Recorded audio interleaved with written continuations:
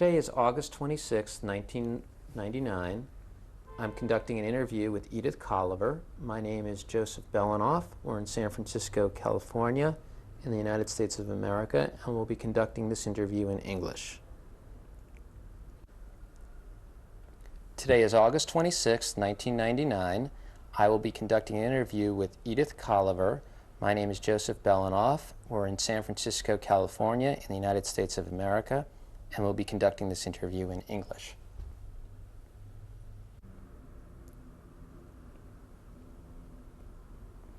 Good afternoon, Ms. Colliver. Good afternoon to you. Could you please spell your whole name for us? C-O-L-I, V for Victory, E-R. Okay. First name Edith. And when were you born? July 26, 1922, a long time ago. And how old are you? To add it up, it's 77 years. Now, could you tell us, please, where you were born? I was born in a little town called Karlsruhe, K-A-R-L-S-R-U-H-E. In English, that means Charles's Rest. This was the seat, the capital of the state of Baden. It's no longer a state. It now has been united with Württemberg. It's now Baden-Württemberg. But at the time, it was the seat of the Grand Dukes, and the city is named after one of the Grand Dukes, Charles. And in what country is that? Germany. Now, could you tell me a little bit about your early childhood in Germany? My early childhood was quite peaceful. I grew up in a middle-class German Jewish family, among a lot of Jewish families. My father was conservative, my mother was Orthodox, my grandmother wore a wig, and the best relation I had in my family was with my grandmother. She was wonderfully nurturing. Starting with your father, could you tell us his full name, please? Fritz Simon, S-I-M, or Fritz, F-R-I-T-Z. It later got translated into English, Frederick Simon. And your mother's name? Hedwig, H-E-D-W-I-G. That was a good German name, like my first name. And your grandmother you just mentioned, what was her name? That was a Hebrew name, Sulamith Michelle. Now, how many children were in your family? In my immediate family, we were three of us. Myself, I was the oldest, and two brothers. And what were your brothers' names? Harold, in German that was Hans, H-E-N-S, and then the second name was, again very German, Joachim, J-O-A-C-H-I-M, and that was changed into Harold. Hans was Joachim, I don't even know what it got changed into. They might have dropped it. And your second brother? Second brother was Ernest Robert, and he kept those. And you mentioned you were born in 1922. Mm-hmm. When were your brothers born? In 1928 and 1929. Which brother is older? Harold. Okay. Getting back to your life as a child, do you remember any specific episodes that you'd like to relate to us? Well, not particularly like to, but I was in a gang, in an upscale gang. You wouldn't call it tomboy because that has a different connotation here. But we used to climb houses and trees and stuff and fall off and slide in the snow and have long slides. And so we had a very secure childhood, really. Do you remember the names of any of your friends as a child? Yes, I remember one particularly. Her name is Gertrude Marx, G-E-R-T-R-U-D Marx, M-A-R-X, because we were very close. We lived on the same street, and after I left, she disappeared. And later on, we learned that she had died in an extermination camp. And several years later, we left in 1938, and I came back in 1945, 46. 1946, I went to Germany. And I met a classmate in the street we fell into each other's arms, you know, hadn't seen each other for all those years. And she asked about our other classmates, you know, the Jewish classmates. And I said, this one was in Australia, this one went to Israel, this with her whole family is in Berkeley. And then she asked me about Gertrude Marx, and I said, she died in extermination camp. And we had nothing more to talk about. And when I met people of my age in Germany, you know, they were then in their 20s, teens and 20s, I had a very difficult time relating because I always wondered what they were doing from 1933 to 1945. It was very un-American in the sense it was guilty till proven innocent rather than the other way around. Well, backing up a little bit to the period of time before 1933, just focusing for a second, just to finish this portion of the story, what do you remember about your friend Gertrude as a young girl? Well, she had an older sister, and we used to play a lot together. We used to bicycle together. We lived very close to a forest, and we used to bicycle there, and generally did some pranks together. That was a pranky time. Any prank in particular that you remember? No, not really. Climbing we had a house that was, the stones were sort of like step stones, so we used to climb up on the house and things like that. Now, can you tell us a little bit about what your house was like, physically what your house was like? Yeah, well, we lived in a large house, and we had the bottom floor. And then there were two other families, and on the top floor was our gym teacher, whom we all adored.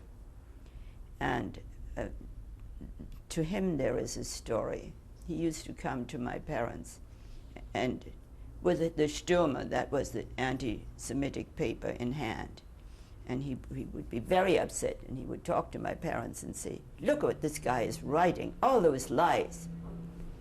So the next year, he still came, and he says, you know, this is the question of the big lie.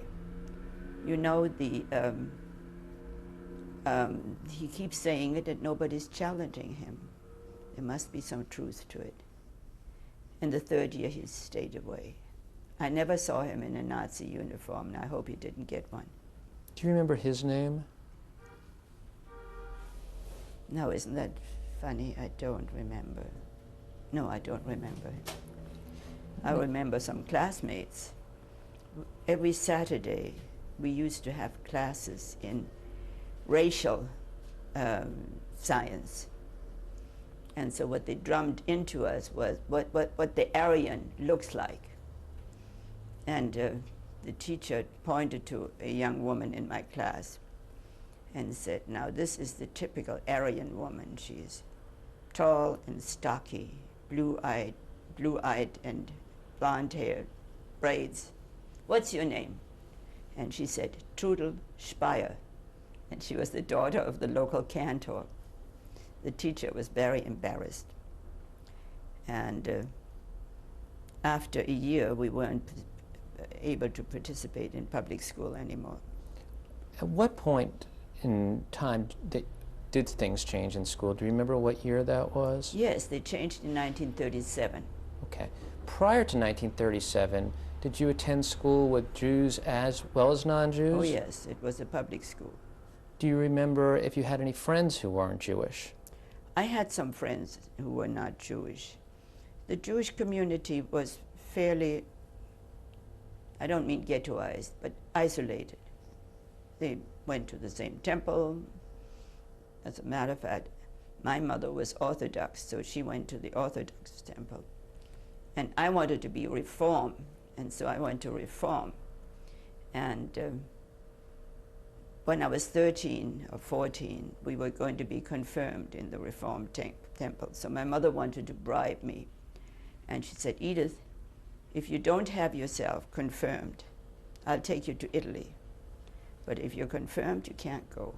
So I said, Mom, I want to stay and be confirmed. So it took me about another 20 years to get to Italy. Now, in your house itself, did you keep kosher? Yes. We had a third generation cook who used to be the cook for my great-grandmother, and then for my grandmother, and then for my mother. She was a wonderful woman. She was an excellent cook, and I always used to play with her gnarled hands. Her hands were veined and gnarled, and I loved her dearly. What was her name? Her name was Mina. I forgot her last name. It was Mina. We always called her Mina. I think she got to the United States, but we lost touch with her. Now, had your family been in Germany for many generations? Oh, yes, for at least 300 years. My father came from Merxheim. That's Merxheim. That's a little village in Hesse, which is where Frankfurt is, that general area. Not far from Frankfurt, not far from Darmstadt, another bigger town. And there were very few Jews in that town, maybe 100. And they had had their house for literally, dozens, maybe hundreds of years. And the second floor of their house was the synagogue. And my grandfather used to conduct the services. And the last service he conducted was on Yom Kippur, 1937 or something, when he was 88 years old, standing up and conducting it the entire day. He was a little man, and he was a little shriveled up man with very blue eyes. I'll never forget their eyes. And my grandmother was a fairly tall woman. She used to tower over him. We have pictures of that. And so my grandfather, who was a cattle dealer, that was a very Jewish occupation. They were dealers of this and that, merchants, and he was a cattle dealer. So he had a place where he kept the cattle. And on top was a haystack. And we used to climb up above the cattle to the haystack. And they had a ferocious dog in the courtyard.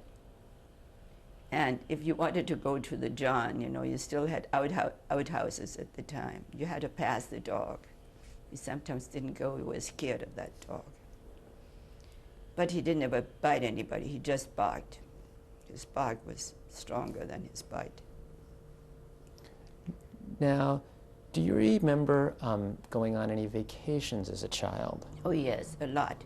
Because almost every year we went to Holland in the summer and to Switzerland in the winter. My father had a very good friend in Holland, a banker. My father was in a bank, a director in a bank. And we visited that family, Roos. They eventually emigrated to Canada, and the daughter emigrated to Israel and married a diplomat. I've lost track of her too. But we spent the summer in Amsterdam with them. And my parents did. Actually, I was in a children's home by the sea. It was called Bergen am See.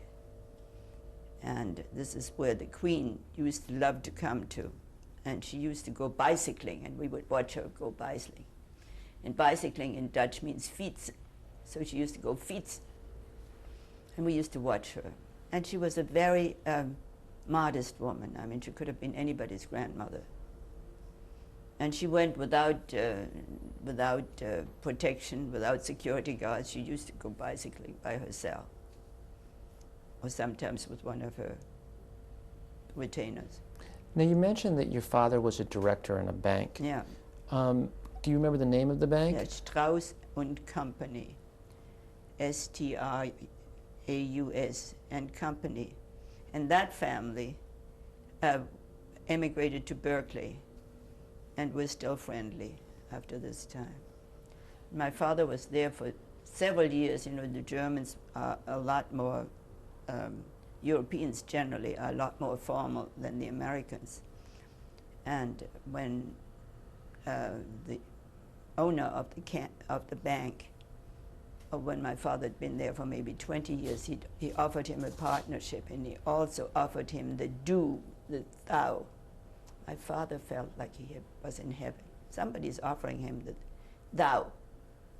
That was an enormous step. Here you talk to sales girl, and she'll call you by your first name immediately. And there it takes years of being closely connected. So, would it be fair to say that your father's career was prospering through the 1920s? Yeah, he was doing all right. I mean, he had his apprenticeship in another town. He went up to 10th grade, 11th grade, something like that. And then he became an apprentice. And then he was in the war. He was in the First World War. He was decorated. And he was also hurt. He was buried by a bomb, and he had nightmares about that for years thereafter. But my father, worked his way up. My mother met him when she was maybe 12, and he was 16, and she knew she wanted to marry that man. So when he came back from the war, my mother had been a volunteer nurse during the war.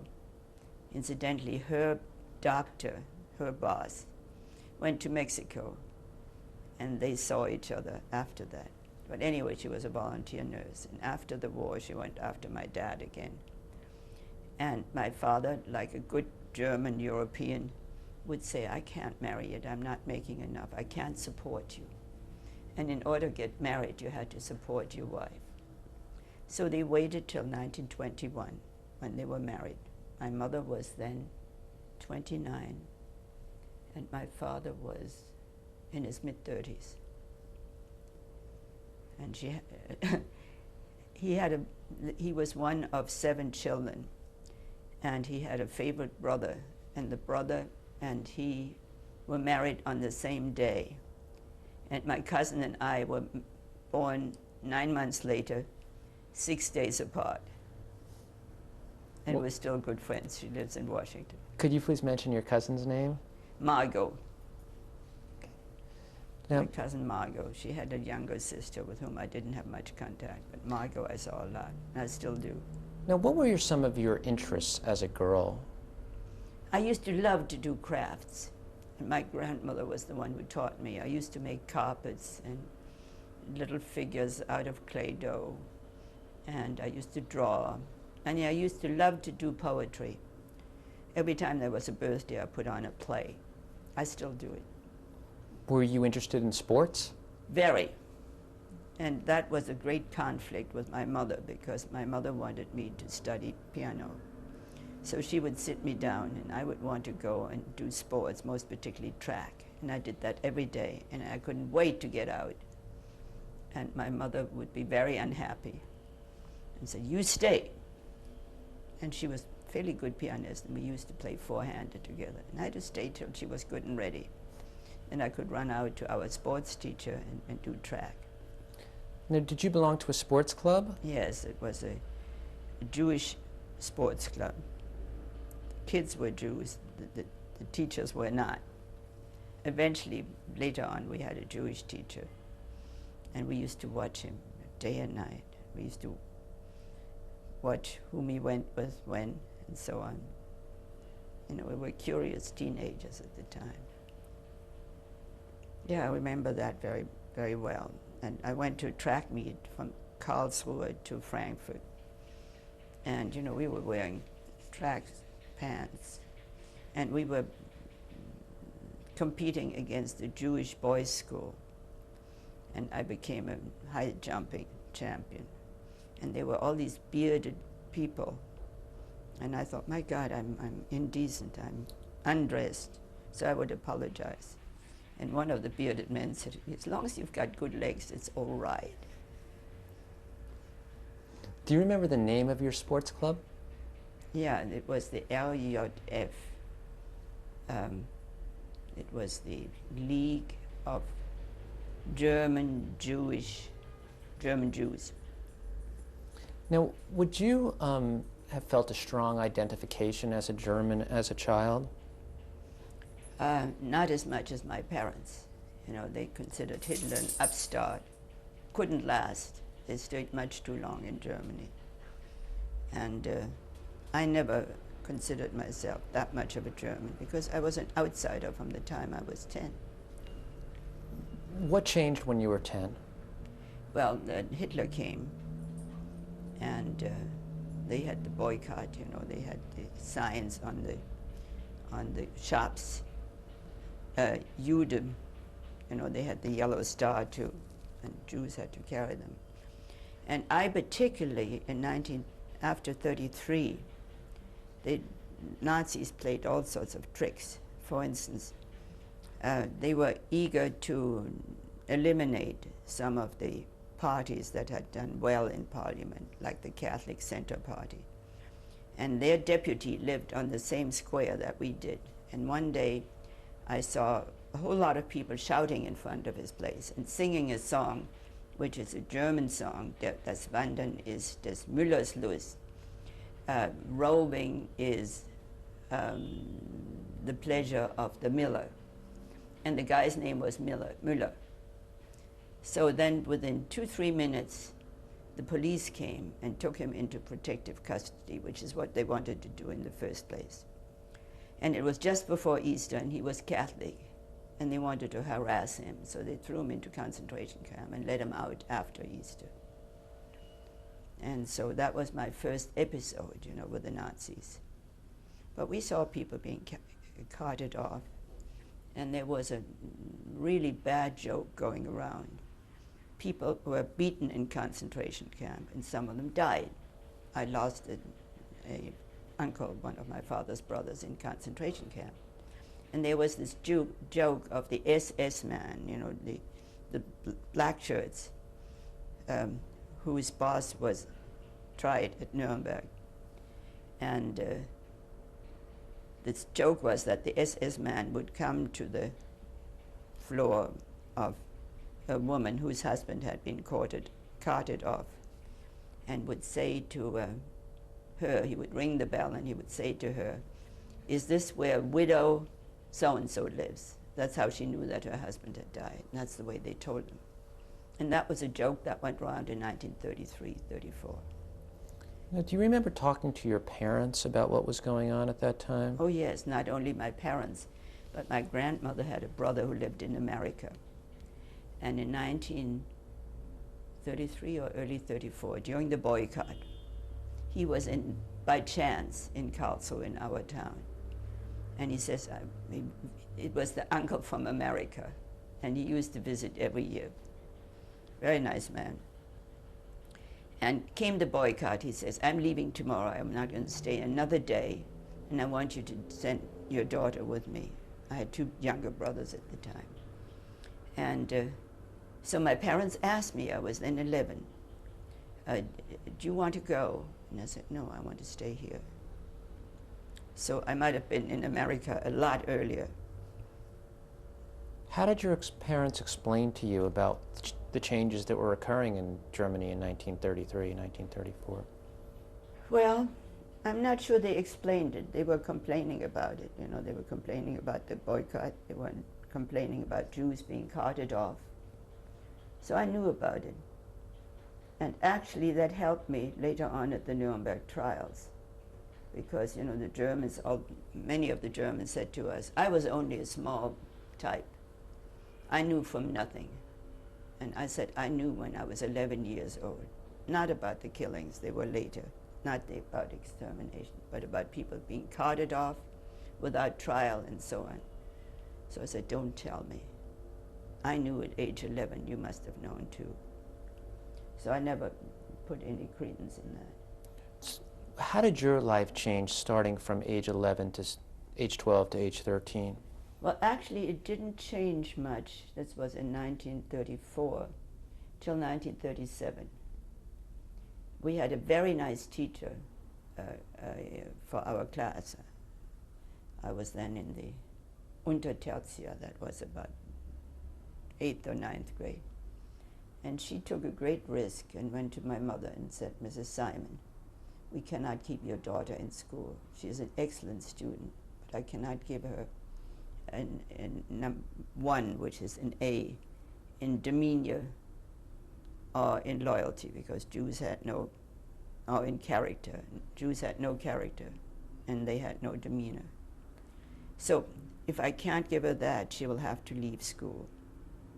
And she was extremely sorry and very apologetic. And so then we were kicked out of school. There was one Jewish school in Frankfurt, but none in Karlsruhe.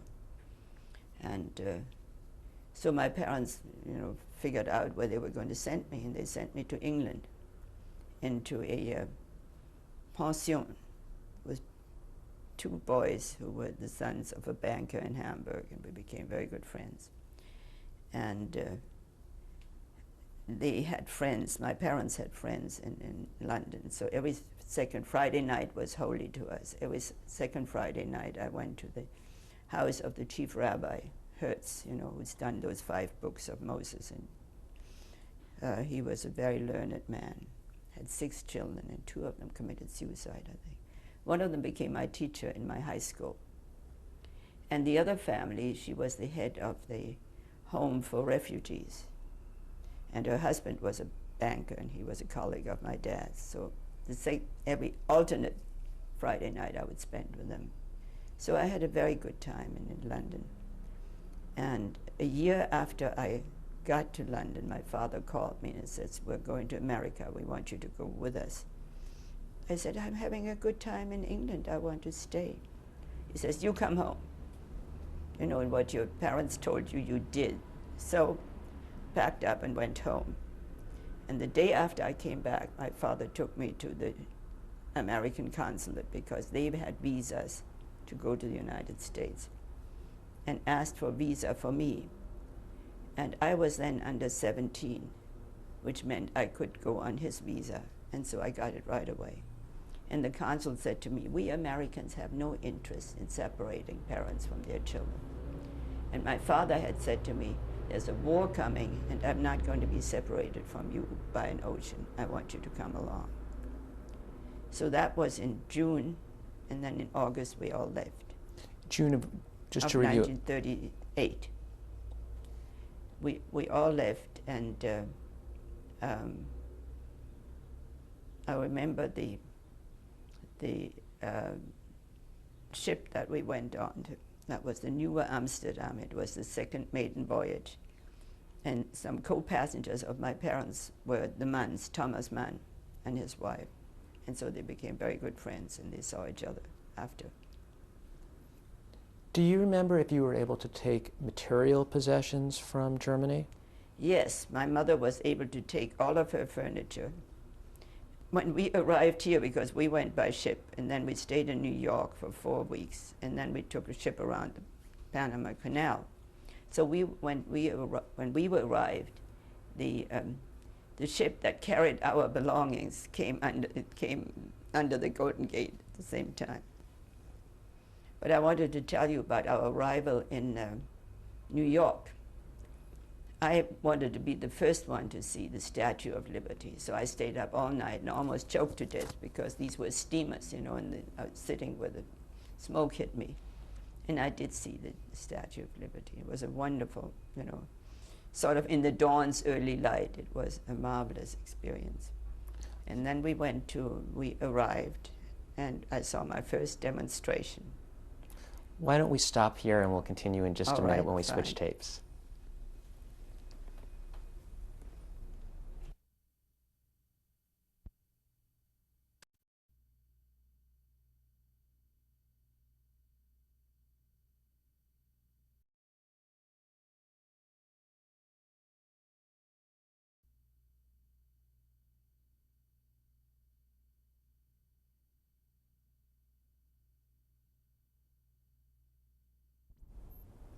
This is Joseph Belanoff. We're at the beginning of our second tape of our interview on August 26, 1999 with Edith Colliver. Ms. Colliver, you were just telling us about arriving in New York. Can you tell us a little bit about whether you had family in New York or whether that was your end destination? New York were my father's relatives, and quite a few of them. And as I was saying, I arrived on the day the Sudetenland was invaded. And so I saw the first demonstration of popular will. There was a parade going down Fifth Avenue, and they were chanting, "Down with Hitler, Chamberlain must go." So that was my first introduction to the United States, and I was very grateful that they were thinking about Europe, that they weren't as insular as we thought they had been. So that was very comforting. So I stayed there we stayed there, the whole family stayed with family in New York for about 4 weeks. And then we took a boat around the canal. It was the Panama Pacific Line. And it was the city of Newport News.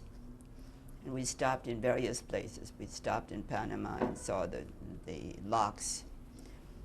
And we stopped in Acapulco, where I got the worst sunburn of my life.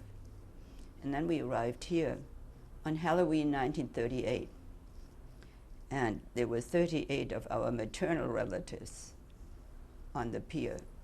And the pier was Pier 35, right across from where I live. So I feel the circle has come full swing. And it was a funny incident when we arrived. The customs man came aboard, and I had an accordion along. And the first thing he did was to light into that accordion and said, "What's that?" And I said, "It's an accordion." He said, "Whose is it?" I said, "It's mine." He said, "You're going to sell it?" I said, "No, I'm going to keep it because I play it." He said, "Prove it." So I played God Bless America, and the customs agent cried, and all the people down at the pier, our relatives, cried. So it was a good moment. And it was Halloween. I didn't know what to make of it. So we've had our 61st anniversary of our arrival in San Francisco. What happened after you arrived in San Francisco? Well, we first rented an apartment on Sutter Street, some little dive. And then my mother had a cousin who lived in Seacliff, 30th Avenue, and she wanted Mother to move out there. And so she found us a place to rent on 29th Avenue. And then my grandmother, who was, as I say, with us, and she developed cancer when she was 74 years old. And so my parents bought a house with a room that could be her room. And so she came back from the hospital and died in the house. She was a wonderful woman, as I say. I adored her. She spent so much time with me. She had her own apartment in Karlsruhe, and I used to go visit her. What sorts of things would you do with her? Well, a whole lot of things. She used to teach me how to knit, how to crochet, how to make carpets, and all sorts of crafts. I mean, my love of crafts comes from the time that I used to be with her, from the time I was about 5 years old. Now, when you got to San Francisco, did you begin to attend school? Yes, I went to George Washington High School, and that's in the Richmond, and I was in the first graduating class of George Washington. And I felt very strange. I think one of my classmates was Lana Turner. She had beautiful long fingernails, and they astonished me. But, you know, all the girls were talking about were dances, and the boys were talking about girls. So I felt, you know, these were not my interests, having come out in an area that was going to be in war very soon. And so I felt pretty much alone. We had very nice neighbors, and one of their sons was very good to me. And we used to play piano together. And that helped a little bit. There were a couple of people in school whom I really related to. But in retrospect, you know, I felt I was pretty much alone. How was it academically for you? It was a good school. It was a good school. I took courses that I'd had before, so I got A's. So I got into the California Scholarship Society, CSS, CSS, yeah. It was an honor society. The boys would wear gray and red. That was were the colors of the school. We didn't get colors. I didn't engage in sports, but I did join a whole lot of activities. So then I went to Berkeley. My parents sent me to Berkeley. And they were very wise in sending me to International House in Berkeley, which was a haven for me. We had all of these nationalities, 60 some nationalities. We were 450 people in the house. And they were all very international, and I was very internationally minded, so I was at home. Were there any other people who had grown up in Germany? Yeah. And they're still my friends to this day. One of them just died recently, but we were very good friends. Yeah, the nice thing was that we had weekly dances and a yearly dance festival. And we would dance the dances of our countries.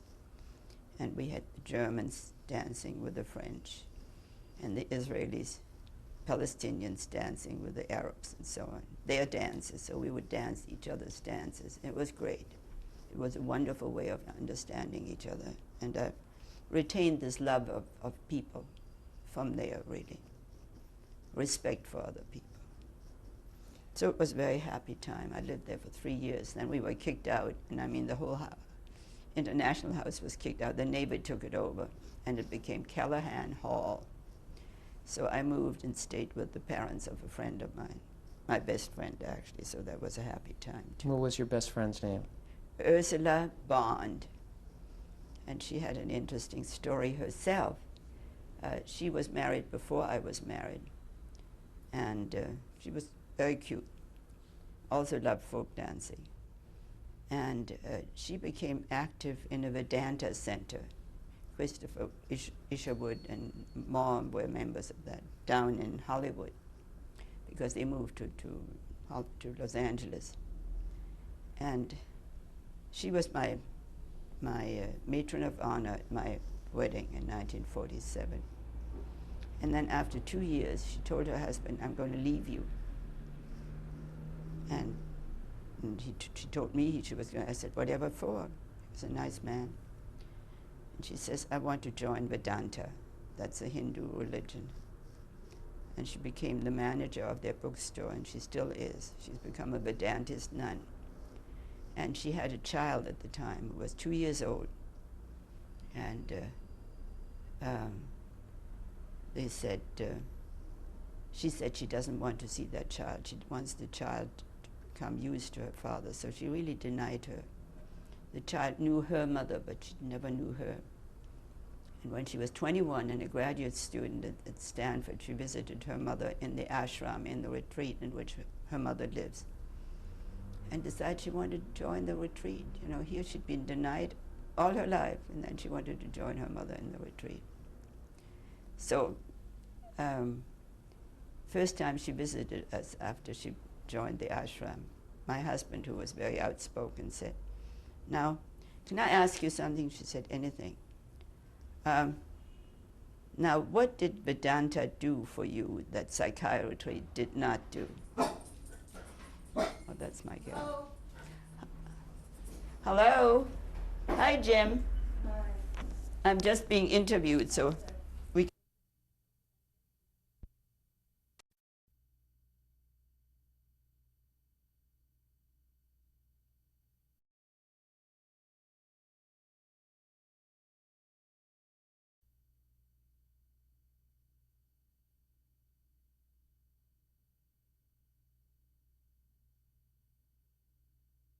Keywords.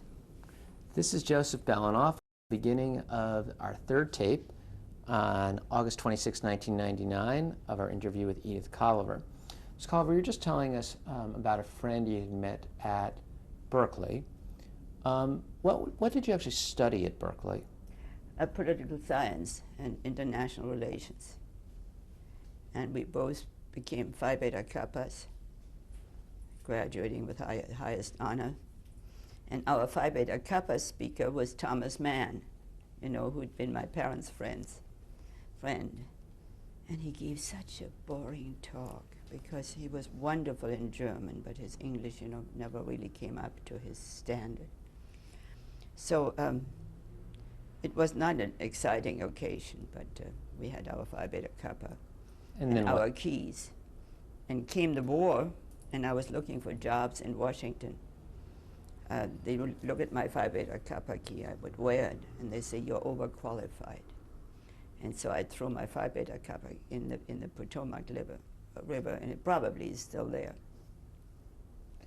Well, tell me about your decision to go from Berkeley to Washington, D.C.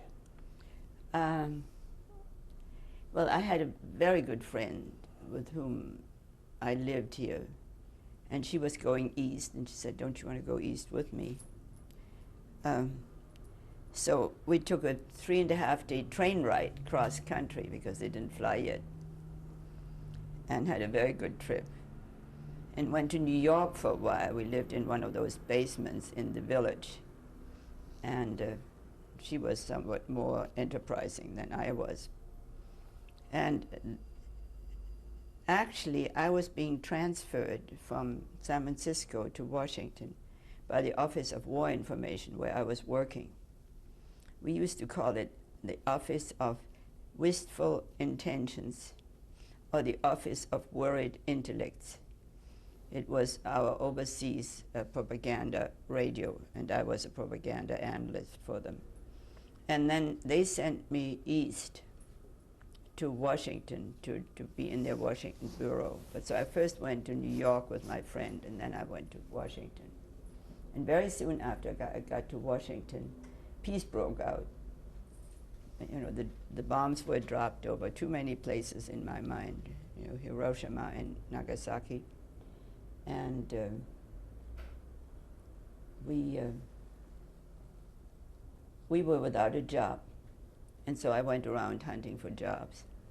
So then I thought I'd go and talk to my senator, who was a Republican and I was a Democrat. And I said I was one of his constituents, and I was looking for a job.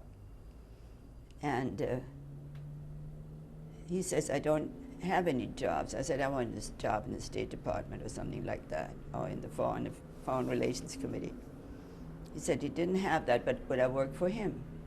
And so I worked for him for 6 weeks or two months, which was very nice. Also, coming to Washington was sort of a rude awakening, because everybody talks in alphabet soup in Washington.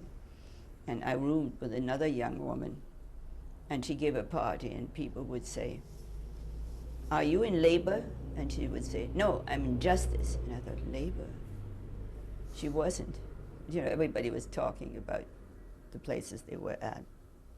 So I was in Washington for a while, and then when I was without a job, I went around and looked for one, and that wasn't all that easy.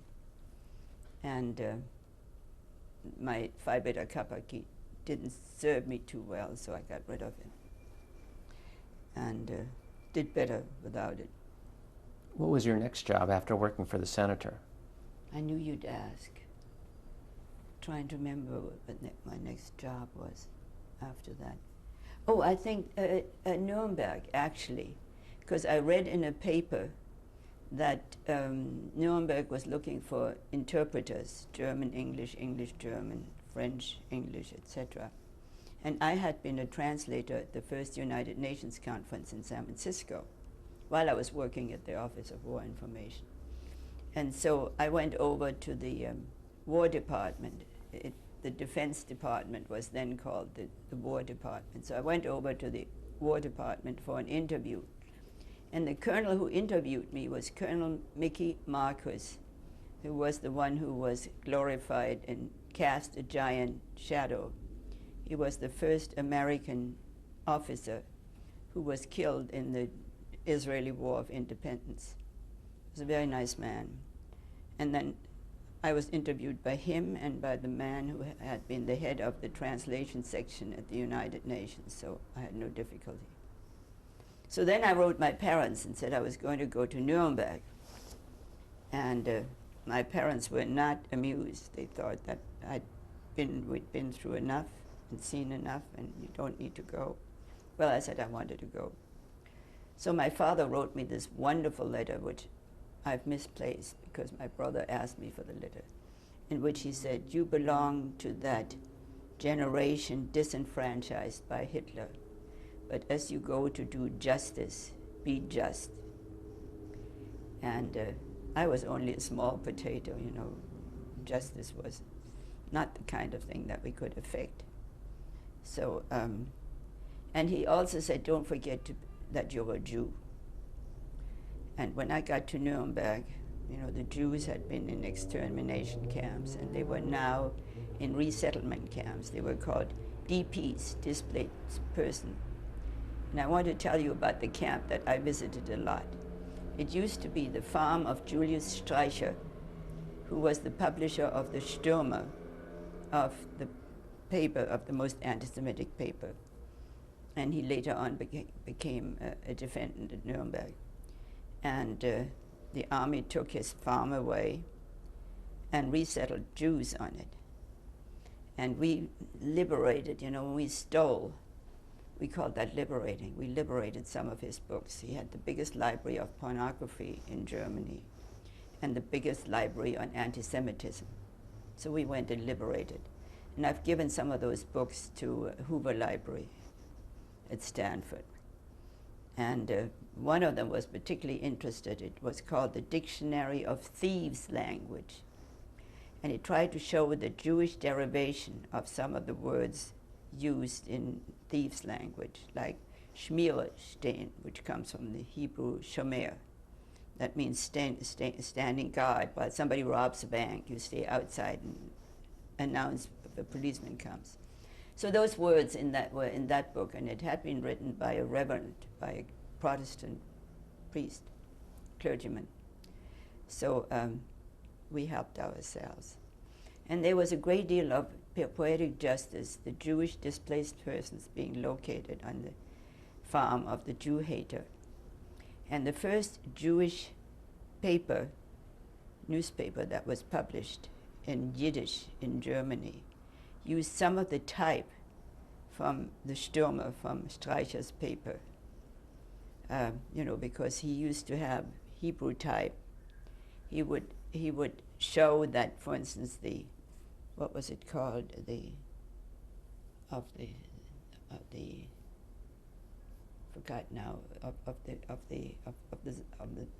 people of Zion. I'll think of it later. And he published, this was a false claim that the Jews were killing little children for Passover. And so with the same type, the displaced persons wrote their first newspaper. And I thought that was really poetic justice.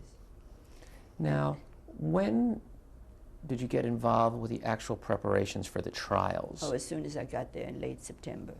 And so we had 2 months of preparation. And during those preparations, we interpreted in what was called the pre-trial preliminary hearings. And we were interpreting there, and that form of interpreting was the old form. You would listen to somebody talk, and then that person would stop and you would say it in the other language. And I had that at the United Nations, and we had a wonderful man there by the name of Cammaker, a Frenchman, who translated a French speech into English that lasts maybe 45 minutes, and he would remember it from beginning to end with the same gestures. He was the top interpreter at the United Nations. And then IBM started the system of simultaneous interpreting. And that meant that you spoke into speakers, and the listeners had little machines that you could dial 1, 2, 3, 4. One was any language, and then 2 would be language into English, and 1 would be French, and the third would be Russian. And the original language was also German, of course, in the interrogations and the court interrogations. So we had to learn that. That's what we did the first 4 or 6 weeks of preparation. You listen. You talk while you listen, and you talk while you read. For instance, I was asked to interpret the speech of the main prosecutor, Justice Jackson, the opening speech, which was really a historic speech. He said, history will not forget what we're doing here. And I had to translate this into German. And I was scared silly. And I had all the newspapers, American papers, and there was a very large press corps. They covered this, and the Time magazine writer wrote about the dark-haired interpreter whose voice quavers with the enormity of the situation. Well, it didn't quaver because of that, but because I was scared silly about what I was doing. I wasn't very good at interpreting. Others were better. Later on, I did research for what was called the economic case and the security case, and for a book that a friend of mine wrote, who was foreign editor of a paper called PM in New York. It was sort of a left-leaning paper. Now, other than Justice Jackson, were there any other people you came to meet face to face? Oh yes, lots. You know, we were 800 people in the in the prosecution. I was saying prostitution, in the prosecution. And we became very close. You know, it's like being on a ship. You know each other within four hours, and you become fast friends for life. Now, which defendants first did you see? Well, I saw Goering. I was interpreting for him. He was the number one man in Germany after Hitler, and he looked terrible because he had been on drugs, and they took his drugs away. So he was on withdrawal and lost about 100 pounds. And he wasn't particularly thrilled to have a female and a Jew as an interpreter. But we were there in the interpreting room. And I did something that I regretted very much afterwards. We had a book on, I have the Xerox here. We had a book on Nuremberg, on the building, on the people, and all that. And I asked him to autograph his picture for me. And then afterwards I went out and thought, my God, why did I give this man the honor of autographing a book? So then I felt ashamed of myself, and I went to my then boss, a man who had been asked to go to Germany. His name was Kempner, Robert Kempner, because supposedly there was an aura about him, supposing he knew about the teeth of Hitler. And Hitler had committed suicide the day before the Allies surrendered, Germany surrendered to the Allies. And so he came under this aura, and he became the head of my division. And so I said, write me something, because I'm ashamed about this signature. And so he wrote under it, to Edith Simon, who helped hang the same. Well, first place, I didn't help. In the second place, we didn't know whether Goering was going to be hanged. And Goering actually didn't want to be hanged. He wanted to be shot like a soldier. But the soldiers were hanged too, the generals. And so he was hanged. Goering was not hanged because he cheated the gallows, as you know, and killed himself during the night of the hanging. And I was with the journalists in the press room. And when the security chief of the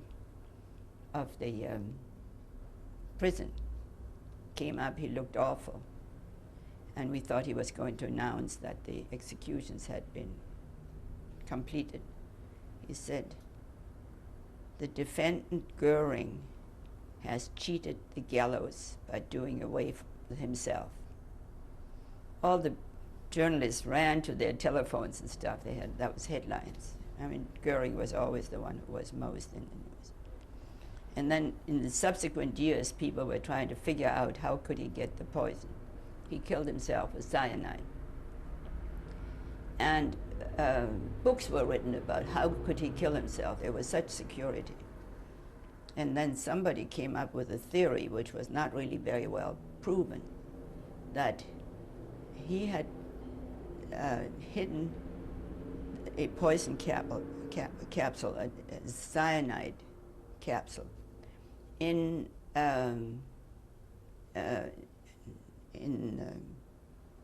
salve. I don't mean to say salve. In lotion, face lotion, and he had it among his personal belongings, and he asked one of the guards, he wanted his etui along, his case. They gave it to him. And then he killed himself. His timing was absolutely flawless. And then I think I mentioned before that the psychiatrist, there was a psychiatrist and a psychologist interviewing and doing Rorschach tests on all of our 21 defendants. And actually he said about Goering that the Rorschach test was black and on it was a red dot. And Goering flipped it off, tried to flip it off. And so the interpretation was that he wanted to get out from under the indictment. But anyway, the two books were written about that, as I said. One of them was written by Douglas Kelly, the psychiatrist, and it was called 21 Cells. And he was from the Bay Area, and he came back here and he gave talks about Nuremberg and about the tests and about all of it for 2 years. And then he killed himself with the same poison that Goering had killed himself. Now, backing up just a little bit, other than Goering, who we'll talk about a little bit more in a second, what other defendants did you see at the trials? Well, all of them, because they were in the room all the time. And particularly Hess, who was the number 3 man in the German hierarchy, who we thought he feigned amnesia. And so we showed a movie with him in it to see what his reaction would be, and he reacted somewhat. We also showed movies of him at the Nuremberg festivals, the Nazi festivals, the party days. And this is why actually the trial was held in Nuremberg. It was sort of the end of the period of their reign. And as you know, a lot of people committed suicide among the defendants. Hitler killed himself. Goebbels, who was the propaganda chief, killed himself and his wife and 7 children. The labor minister by the name of Robert Ley, L-E-Y, killed himself in his cell. He hanged himself because he had been talking with a Jesuit prosecutor who became the dean of the law school of Georgetown University. And I think famous people always turn into buildings. A building is named after him. And he had these long philosophical discussions with Ley. And Ley felt that, he recognized his guilt, and so he killed himself. He hanged himself in his cell. And that was a black eye for the guards, because they should have watched him. Now, did you actually, you were face-to-face with Goering. Yeah. Do you actually remember the first time that you laid eyes on him? Well, in a pre-trial interrogation. Do you remember what your impression was? That he looked pretty sick. He had a fat face, and his skin was sort of hanging down. And his clothing, he was wearing military clothing.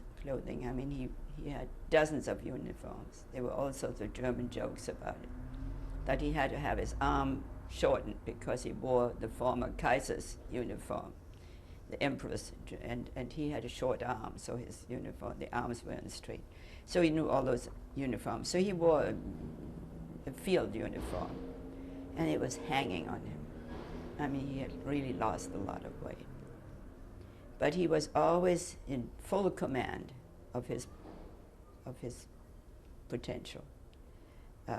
He even, in interrogation in the court, he even corrected our chief prosecutor on some American history having to do with Lincoln. I forgot what it was. He was a brilliant man, Goering.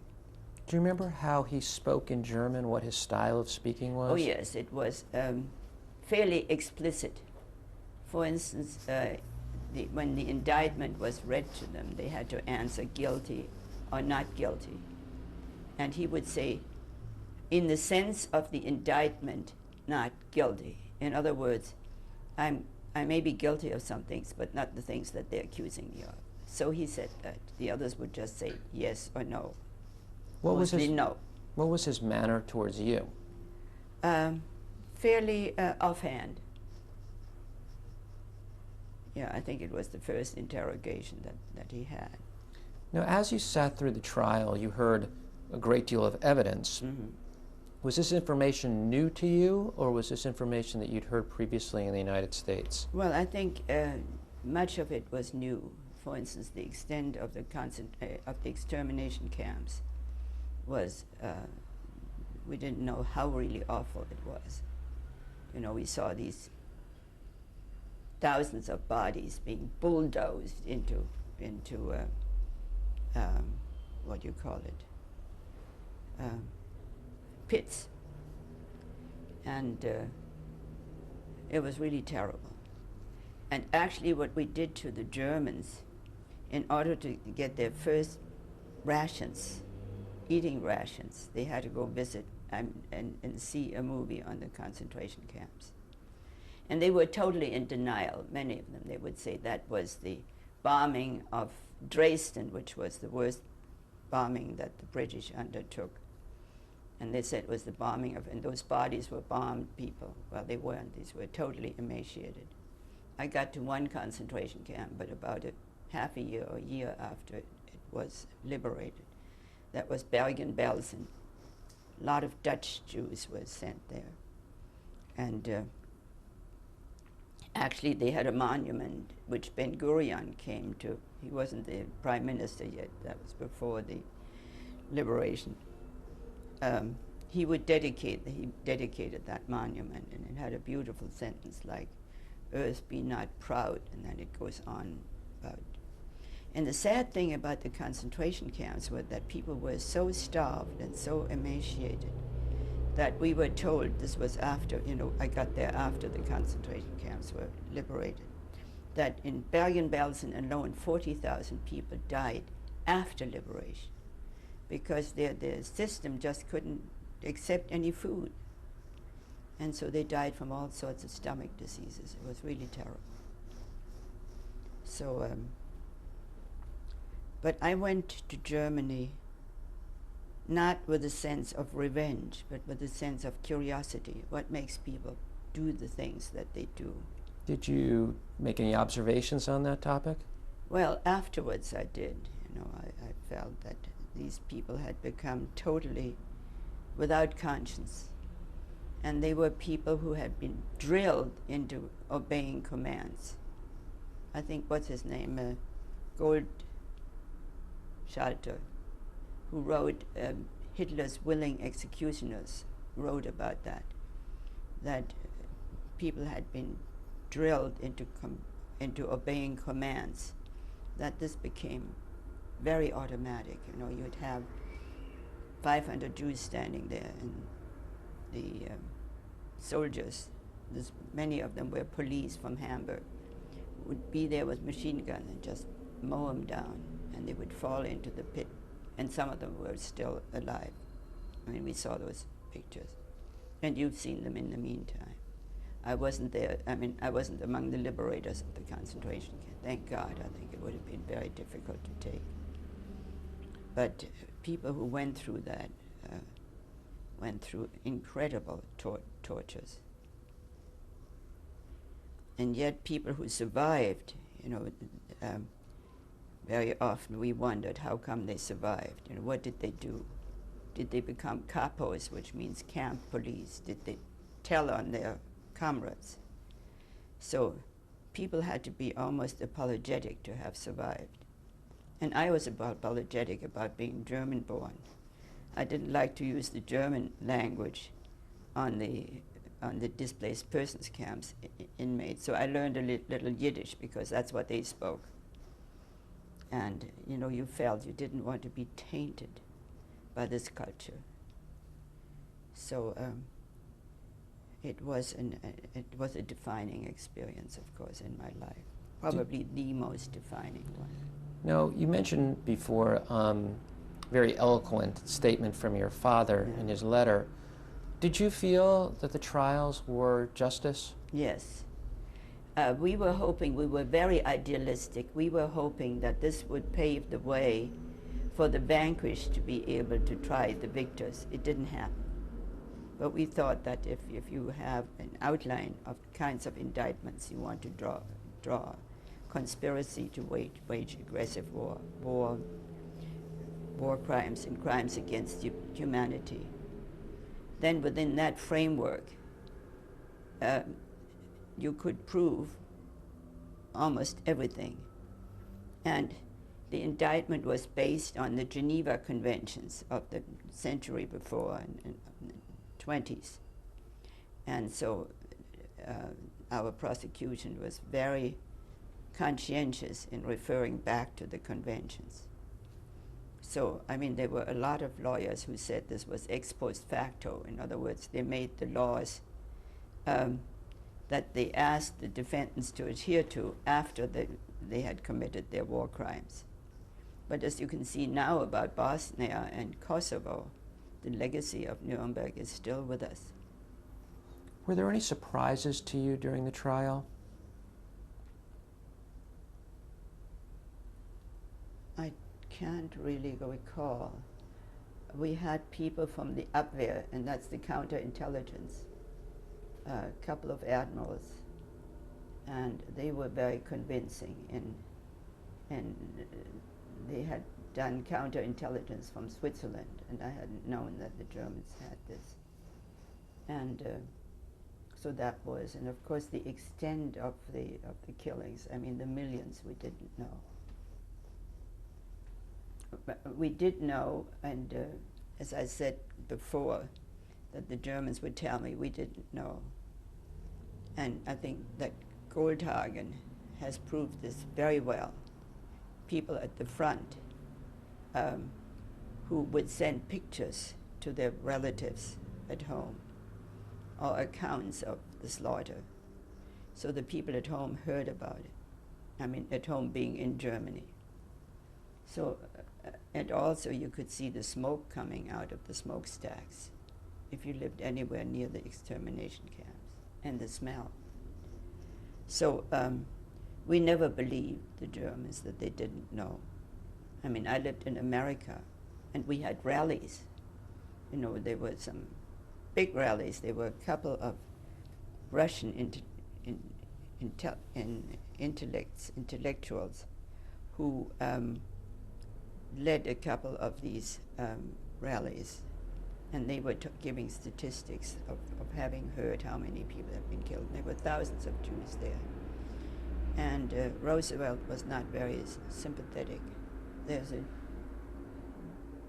Polish non-Jew, Karski, who went to Roosevelt to tell him about the exterminations.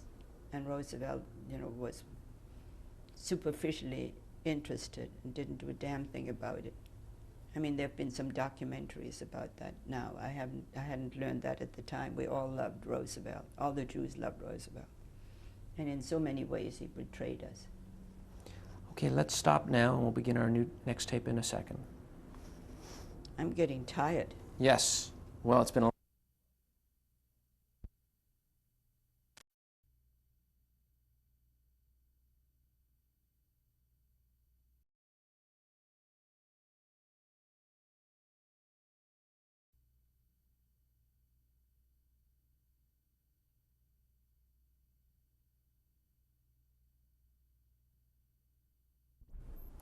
We're now beginning tape 4, our interview with Edith Colliver. This is Joseph Belanoff on August 26, 1999. Ms. Colliver, as the revelation of the evidence came forward through the trial, did it cause you really to reflect on what your path had been in coming to America? Well, I felt myself very lucky to have gotten out when we did. Because when my father went to the consulate in Stuttgart to get that extra visa for me, the waiting list was 10 years. And I would have never gone out. This was in 1938. And the trials were in 45. I mean, the atrocities were after 38. So I considered myself very lucky. And also I felt ashamed of being German, as I've said before, and with the displaced persons, I try to speak Yiddish. I still know a little bit, but not much. For the historical record, did any members of your immediate family perish in the concentration camps? Yes, an uncle. What was his perished. name? And actually, my father had 6 brothers and sisters. There were 7 of them. And 2 aunts died in extermination camps. Do you remember any of their names? Yes, Bertha was one of them, Aunt Bertha, and Uncle Leo, and the third one I don't remember right now. And they perished. And I could see them. We had been going on one of these joy rides, on one of those contraptions. And we took them along. This was still in Germany before things happened. And they were scared to death. And I was thinking, my God, what they must have gone through in the concentration, in the extermination camps. And of course, we didn't only hear about the extermination camps from the witnesses at the trial, but also from the displaced persons who had been freed from the camps. And one of my Jewish experiences was to go, and I should show you that book, to attend the first post-war Seder in Munich, not far from Nuremberg, which a rabbi who was a chaplain of the Third Army, who was a famous chaplain. He's got wonderful stories to tell. And he wrote the Haggadah, and some Jewish artists did the picture. And instead of saying we were slaves to Pharaoh in Egypt, the woodcut said we were slaves to Hitler in the concentration camps. And you saw woodcuts of people behind barbed wire and all that. It was a powerful document. Promised it to the Holocaust Museum. I haven't given it up yet. I dig it up every Passover and we use it. Now, as the trials moved towards their conclusion, did you feel as if the information that you heard from the German defendants was useful in forming a picture as to what had actually happened in wartime Germany? Yes, not just from them, but also from the displaced persons, who had been in concentration camp. So we were given a daily diet of what went on. You mentioned one famous story previously of Göring cheating the hangman. Mm-hmm. And you were a witness to that. Well, I didn't, thank God I didn't see him kill himself. But you were in close proximity. We were there when the security man, his name was Colonel Andrews, came to tell us about it. Do you remember what at the time you thought had happened? Well, they told us, that he did away with himself by taking poison. Or how it had happened? I don't think he went into the details. I mean, everybody was too excited, because he was the top defendant. And he was very bright. And so we were thinking of the Germans who would say, unser Göring hat's wieder mal gemacht, means our Göring has done it again. And so we felt that there was a certain amount of glee among the Germans. The attitude of the Germans was very interesting during the trials, because I told them I was working on the trials. And they said, why don't you shoot them first and try them afterwards? And we said, because we had judicial proceedings on the basis of witnesses, and we wanted to be according to the law. And we were trying to think as to why would they say this to us. And then we sort of psychoanalyzed and said that these people didn't want to share the guilt. So they moved the guilt over to them and wanted to get rid of them. And then, of course, after they had been hanged, it was really a sad procedure, because some of them, took a fair amount of time to die. I mean, we read about it in the papers. Thank God I wasn't there. We were in the prison, but in the press room. So I couldn't see the concentration camp. I couldn't have stomached that, and I couldn't have stomached the hanging. And particularly the generals, you know, who wanted to be shot, you know, like a soldier. They wanted to die like they felt, if we have to die, we'll die, but shoot us. And the ultimate indignity was to have them hanged. And I must say, you know, I felt that it was not a great death. But then they were responsible for millions of people. So it was very interesting because the admirals were fared easier than the generals. The generals had all sorts of witnesses against them. One of them in an operation called Nacht und Nebel, night and fog. They would take prisoners of war, and not the generals, but they gave the orders, and they would be in a lorry or something, or in a truck, and then they would prod them to make them run away, or they would be shot. So then the prisoners ran away and they were shot, and then the cause of death was while trying to escape. And also then the bombing of civilian populations like Rotterdam, which was very badly bombed. Now we bombed Dresden very badly too. The admirals feared better because their crimes were in many ways duplicated by our people. And so there is a Latin phrase called tu quoque, that means you did it too. And what they were being prosecuted for, and they were not killed, what they were being prosecuted for was to shoot sailors whose submarines or whose ships had been shot from under them, and they would just pick them up.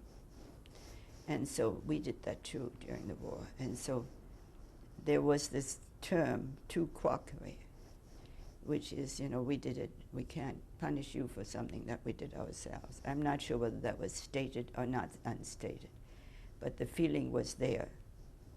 And the admiral said it, you know, you people did it too. Now, what happened to you after the trial was over? Well, we went home on a troop ship very soon after the trial, within a couple of weeks.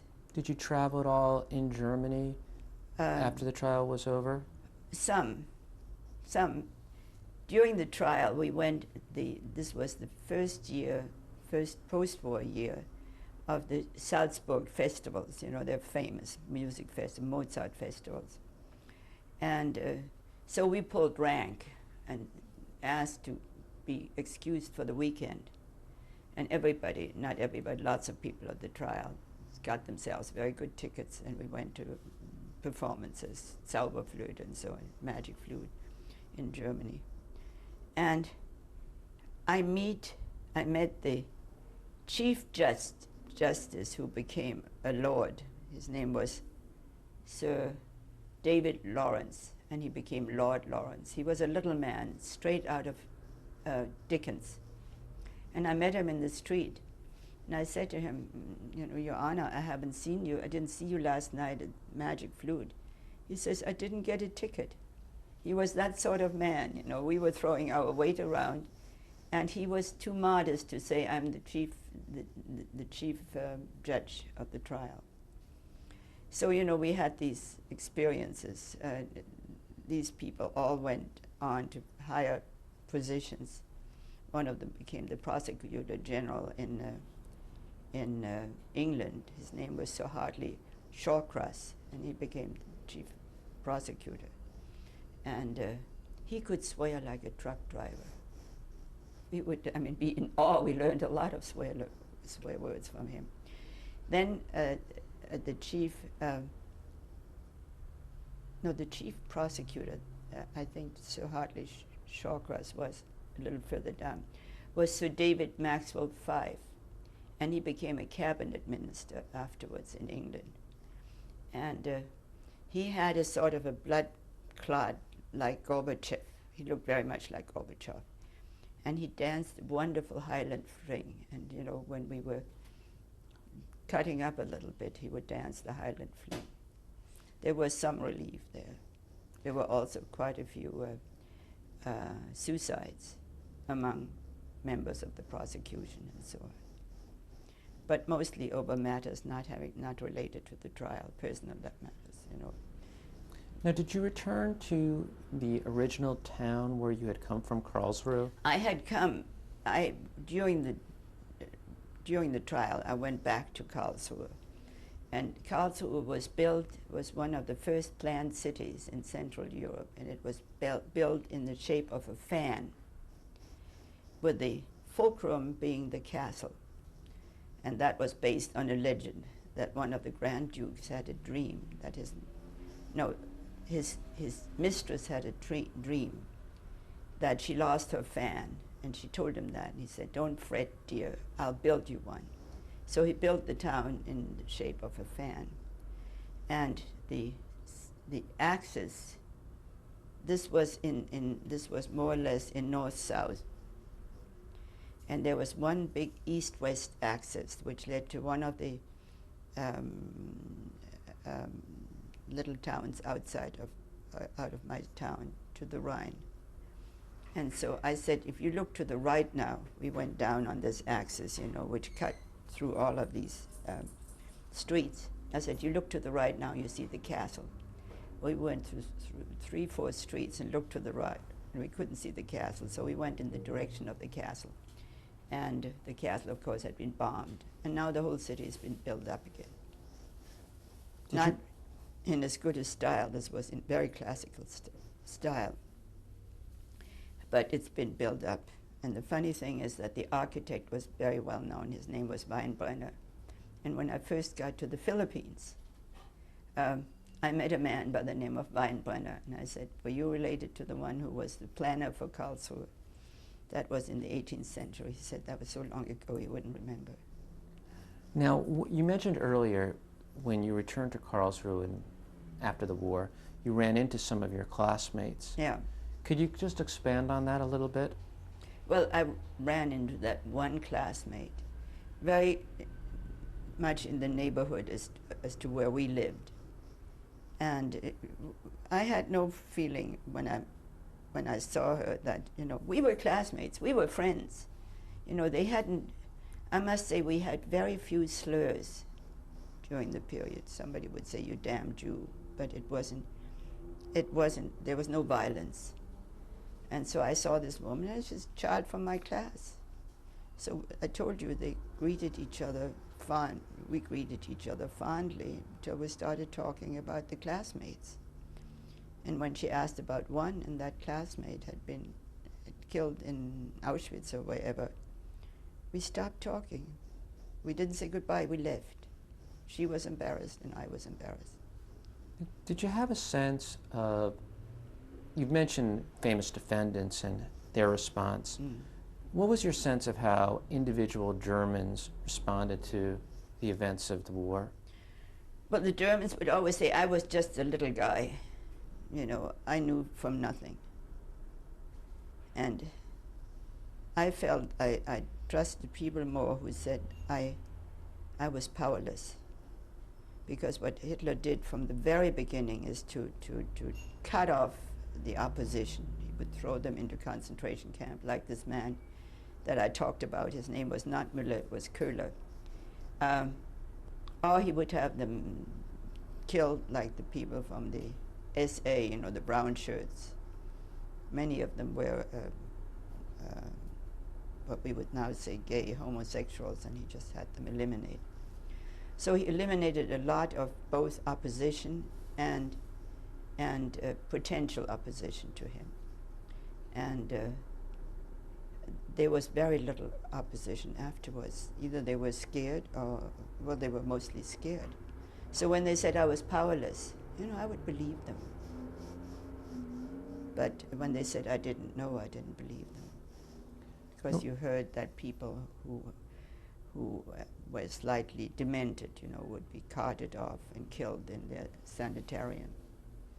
So I didn't believe them, but I did believe people who said I was powerless because we would have been powerless too. Now, what happened after you returned to the United States in your life? Well, the United Jewish Appeal got a hold of me and said, would you like to talk about Nuremberg? I said, I'd talk to anybody, anytime about Nuremberg. So I talked about Nuremberg and about the DPs and about the Streicher Farm and about poetic justice and all these kinds of things. And that was the time of open giving. You know, you would have these meetings and people would announce, I give so and so much. And then people would say, because I heard this marvelous testimony, I'll give twice as much as I had intended to.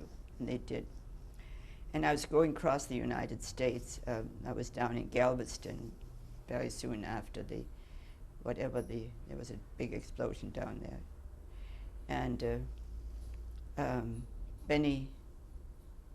not Benny Goodman, what was his name? Jeez, tired. One of our big humorists was on the same dais as I was, and he was making people laugh. And I said, now you could laugh, now you have to, I'm going to tell you something that's not going to make you laugh. And so the two of us, he raised money for Galveston.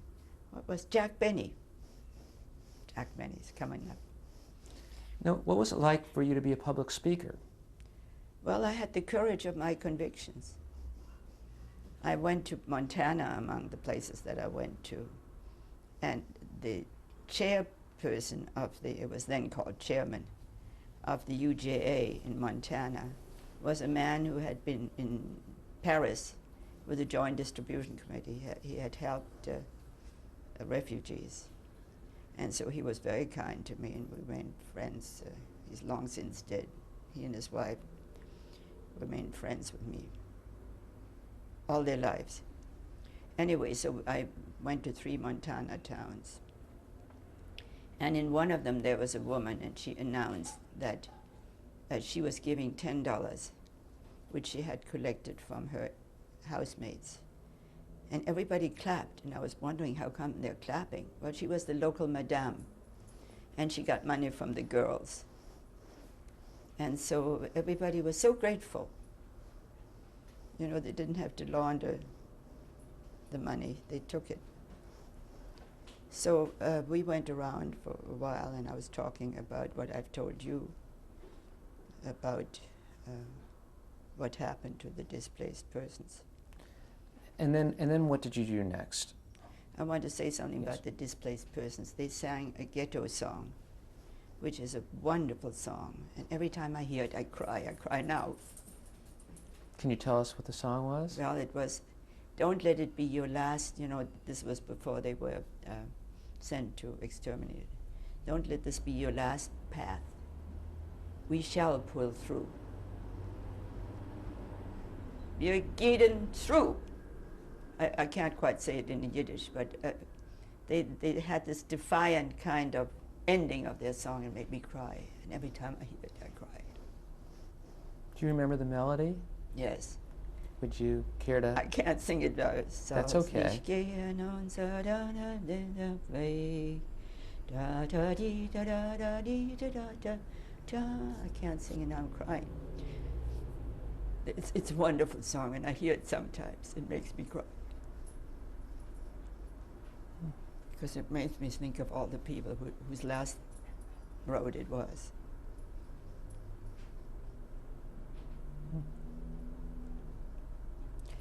So then this was in 1946, and I traveled for a whole year.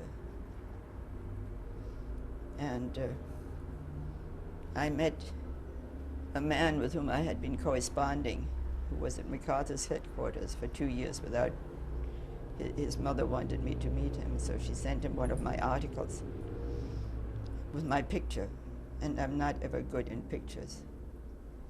And so it was an article about Reconstructionism that I was praising it. It was very appealing to me. And he wrote me back from the South Pacific and tore the article to pieces, and I got fascinated. And then when I came back, his brother, with whom I had, they were Baltimoreans, had met me before, and I liked his brother. And so I knew the family. And I met this man, Norman, at the wedding of his brother, and we hit it off very well. And he showed me the town where the coffee shop was, where the students went to, and all of that. And then he said, "What are you planning for the future?" And I said, "I haven't the vaguest idea." He said, "But you know what our parents want?" And I said, "No, I have no idea. They want us to get married." I said, "What a silly idea." Well, 10 months later, we got married. And we were married for 31 years.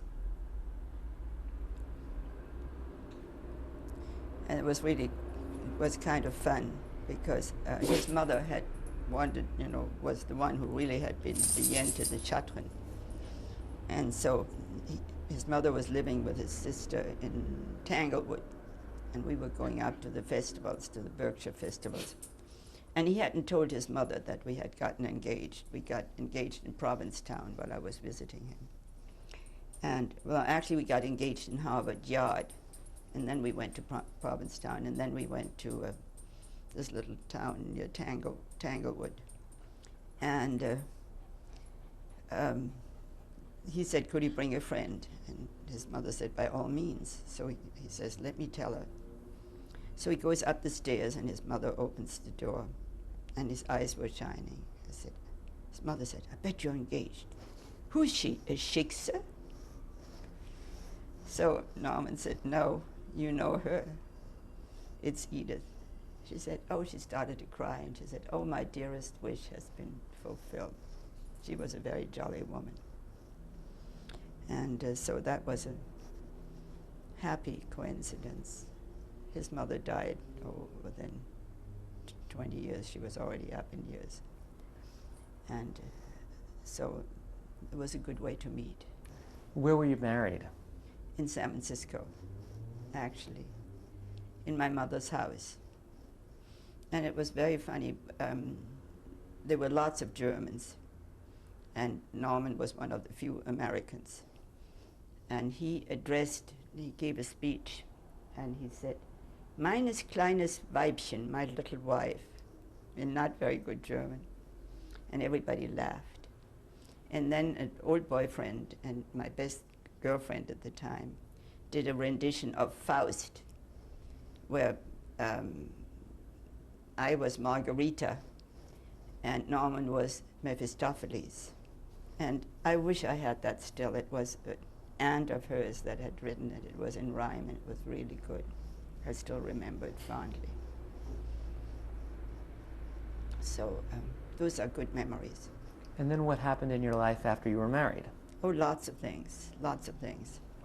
Well, I was finished with college, and so I was looking for a job. And then the first job I found was at the Stanford Research Institute, and I was among the first 100 people to be hired. And they gave me all sorts of responsibilities. Some of them I was really not able to handle. For instance, we had a chemical engineer who became the editor of a chemical economics handbook, and I was his assistant. And then he retired. He wanted me to become the editor, and I knew very little about statistics. I said, "No, you're the wrong group."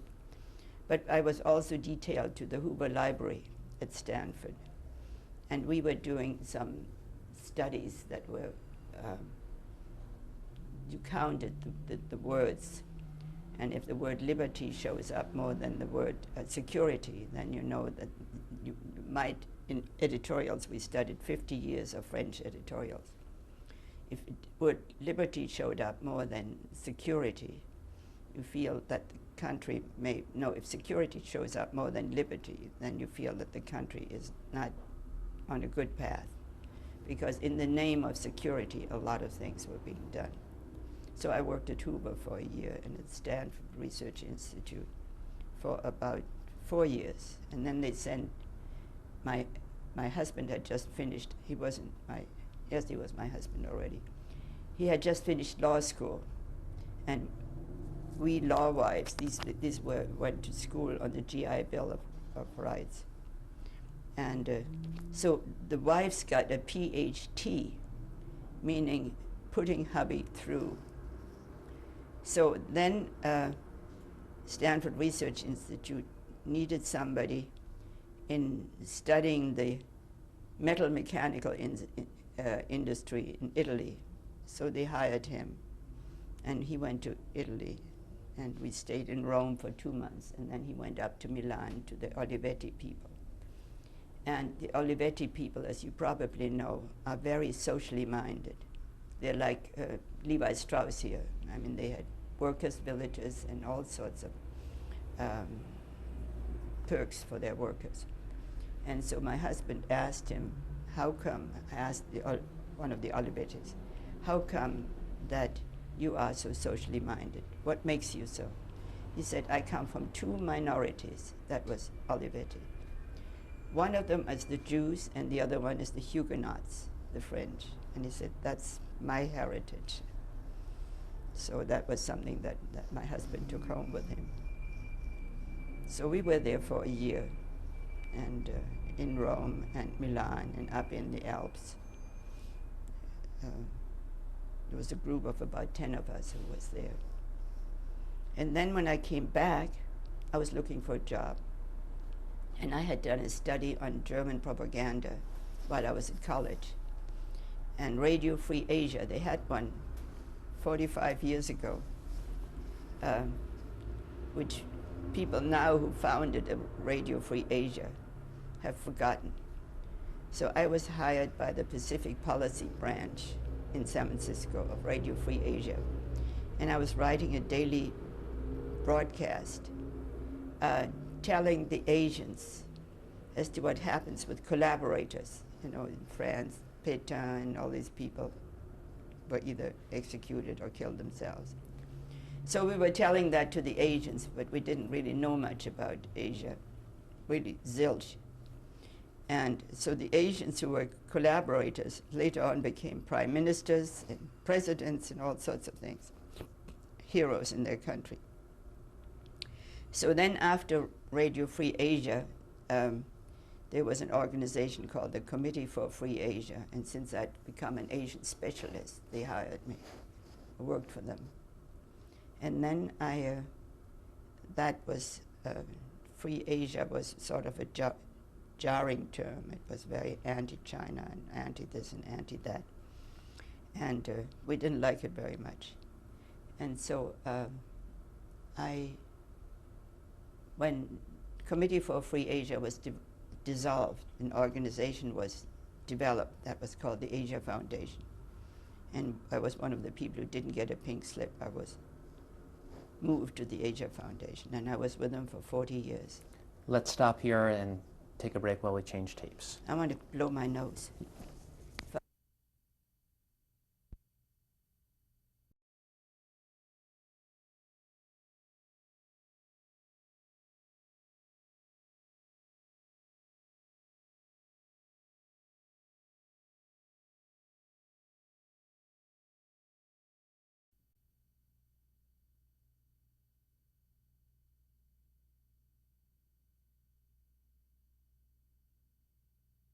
Now beginning our fifth tape of our interview with Edith Colliver on August 26, 1999. This is Joseph Belanoff.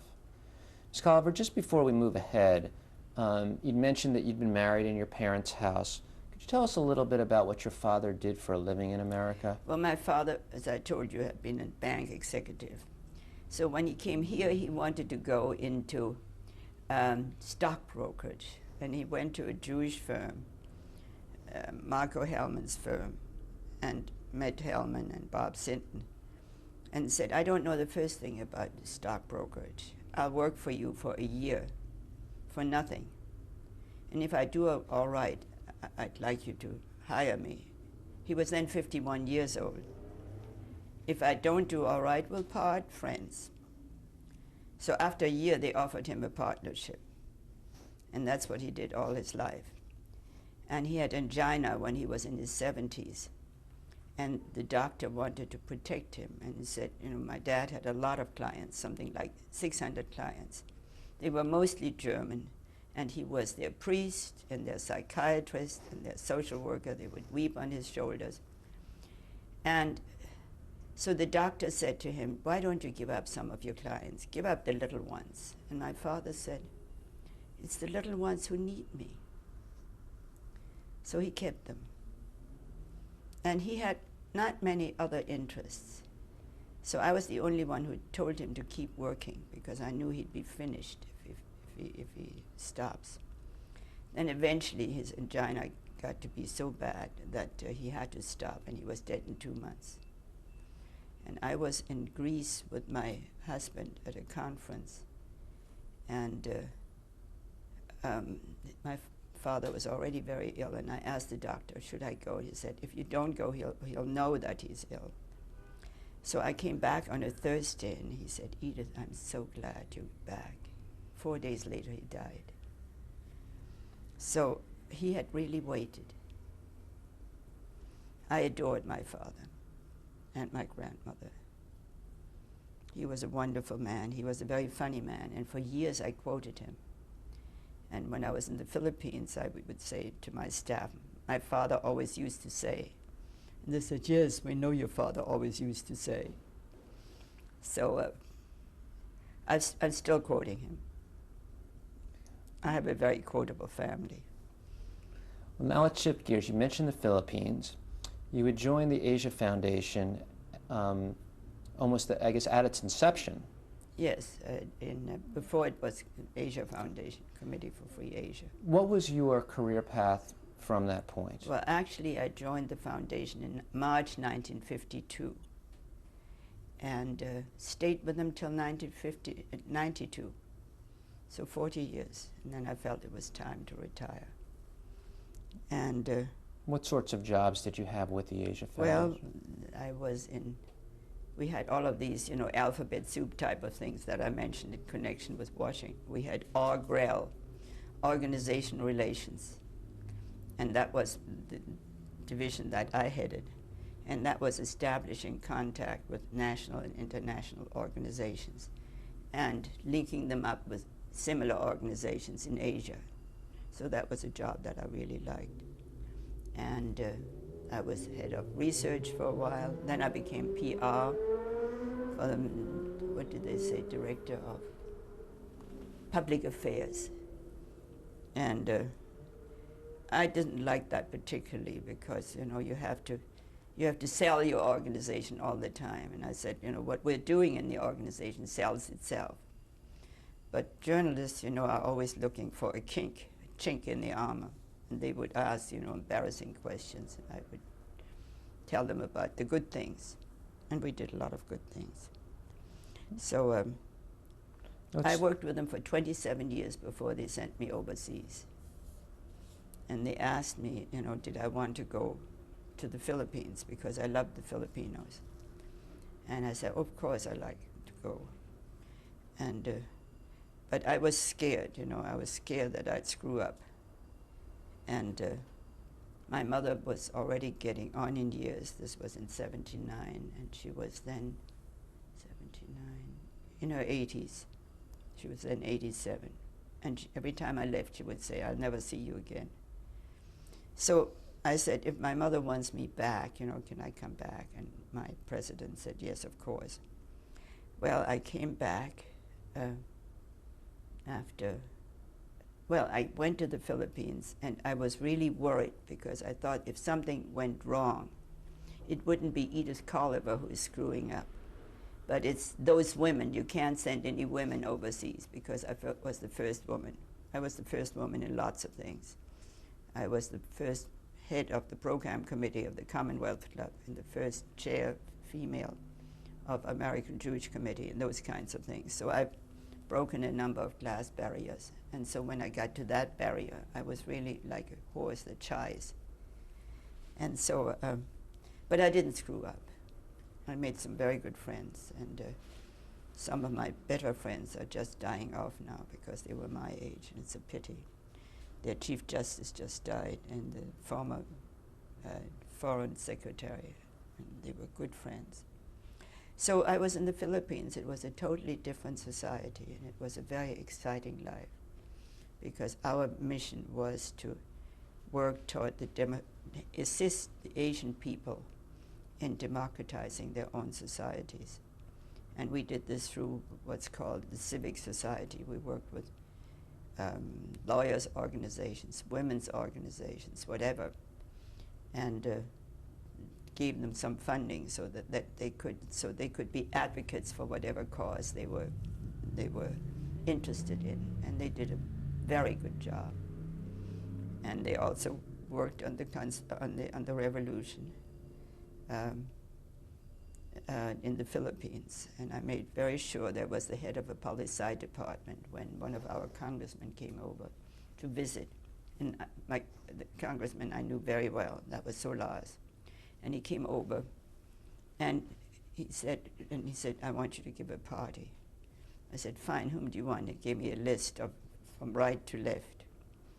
And the head of the poli-sci department of the premier university, the State University of the Philippines, was there. And it was just after the revolution, and everybody felt really good about it. And then Solaz said, to what extent did the Americans help?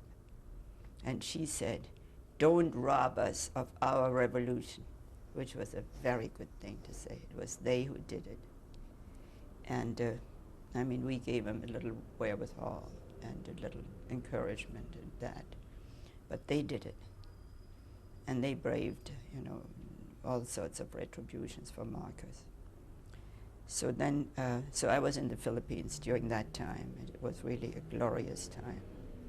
I saw the nuns with their flower bouquets in front of the tanks, right in front of the tanks. And the Filipinos are such gentlemen, they wouldn't run over a woman, and certainly not over a nun. So they would stop the tanks and move back. It was really an exciting time and a very significant time in the history, because it was a peaceful revolution. 9 people died because they got into crossfire. They thought that was a spectacle, and they were killed that way. But that's very little in a revolution that involved millions.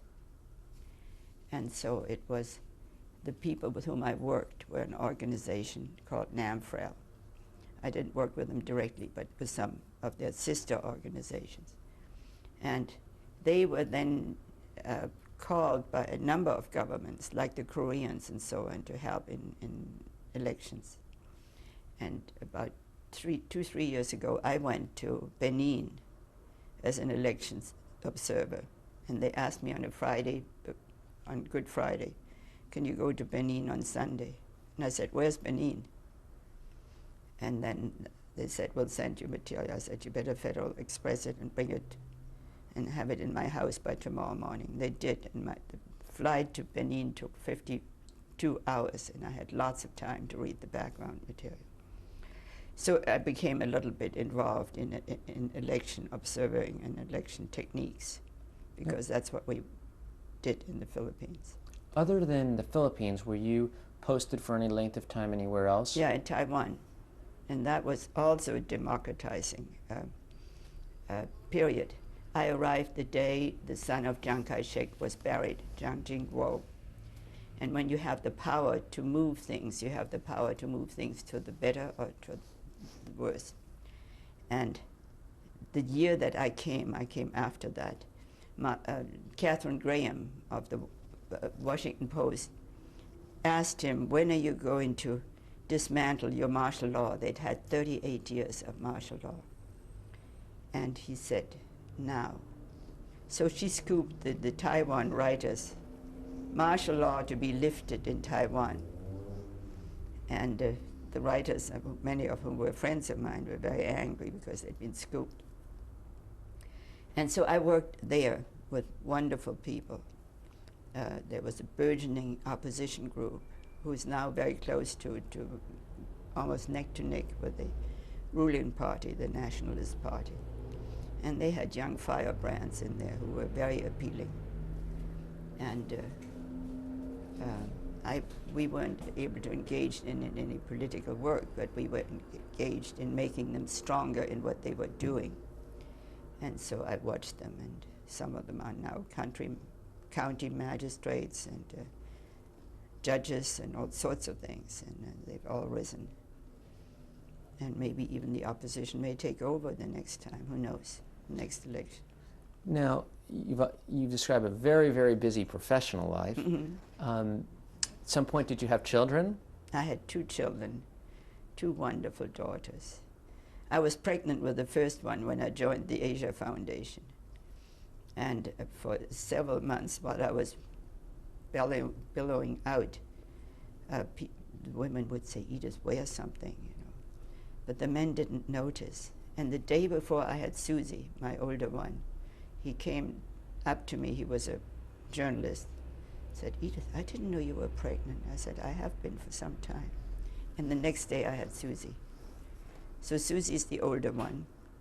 And she started out at University of California. And she started out in some fields akin to mine, and she didn't like them very much. So she went, in the second year, she went to Boston. She didn't want to study anything that I knew anything about. You know, that was youthful rebellion. And started to work in an architectural firm, and that really turned her on. Then she came back to Berkeley and went to architecture school, got her degree here. And she's now, she is married, she's been married for 10 years, to an architect, and they do mostly affordable housing. And they've gotten all sorts of prizes for some of the things that they've done. And she's very busy. I mean, she's very busy socially, and she's very active on some committees like Jewish Film Festival, Jewish Museum, mostly Jewish causes. She's a very spiritual young woman. I keep saying child, but she's 40. She is 47, going to be 47. This is no longer a child, but she's my child. She will be my child forever.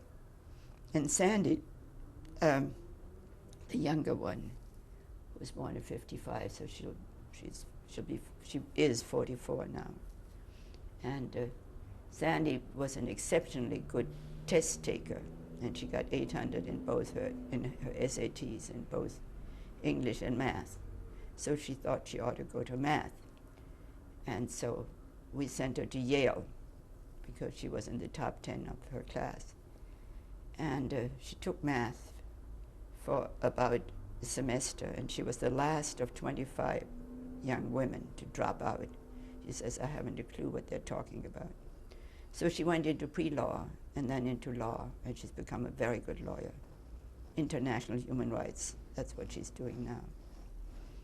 And she was the head of the human rights section of the California Bar and all sorts of things like that. And she was the founder of Human Rights Advocates, which is an organization of her classmates mostly, who've gotten themselves into consultative status B with the United Nations. They observe, you know, the Human Rights Commission in Geneva and so on. So she's been very active in her field, and the last 2.5 years she's been in Sarajevo in Bosnia with an organization called International Crisis Group, which was headed by George Mitchell, who effected the peace ceasefire between the English and the Irish. Very, very fine man. And he was the head of her organization. And they were very active in Sarajevo. And I visited her during one of the elections, and she was all over the place. And she's now working with a group called IFES, International Foundation for Election Studies. And she's in Namibia right now. Left on Tuesday, so she's still traveling. And does very well. Now, just a couple more questions. You're in the midst of a very, very rich life. As a woman in this time period, and particularly as a Jewish woman, how do you feel like the experiences of your earlier life, where did they have an impact on your life as it went along? Well, they shaped my life. I don't know whether I talked about International House in Berkeley. I think I did. That shaped my life toward respecting other people, living in different countries and different societies. So that got me to Asia eventually. And then Nuremberg, because I was one of those liberated Jews, you know, secular Jews, they now call them in Israel. And after Nuremberg, I felt I could never leave being a Jew. It would have been treason toward all those who died. So I've been in this field ever since. Now, if you had to give a message to the future generations who will see this tape, based on your own experience at Nuremberg, what message would that be? I would say get involved and stay involved. Whether it's people or causes or whatever. You know, people pick up something and think it's the current fad, and then they go on to the next. And I think it's very important for people to stay with it, stay the course, on particularly in human rights and in working with people in need. And I'm talking mostly in spiritual need. And I must say, one of my daughters, the older one, is a very spiritual young woman. People who, well, I'm working with an organization in Israel called the New Israel Fund. And they are His Majesty's severest critic, best friend and severest critic. They have half of the board is Israeli and half the board American. And the Israelis were very critical of the Netanyahu regime. And we worked with human rights organizations over there. And we did very much the same kind of thing that I did in the Asia Foundation. I retired there in 1992. And this organization appealed to me so much because their approach was the same. Except what they are also doing in Israel is, if they assist an organization which is just getting going, they train the leadership and how to attract members, how to keep members, how to make budgets and stick to them, so that they become good executives in their voluntary organizations. And they're doing this to Jews and Arabs and to secular and religious, you know, whatever groups we feel has a merit in what they're doing. Okay.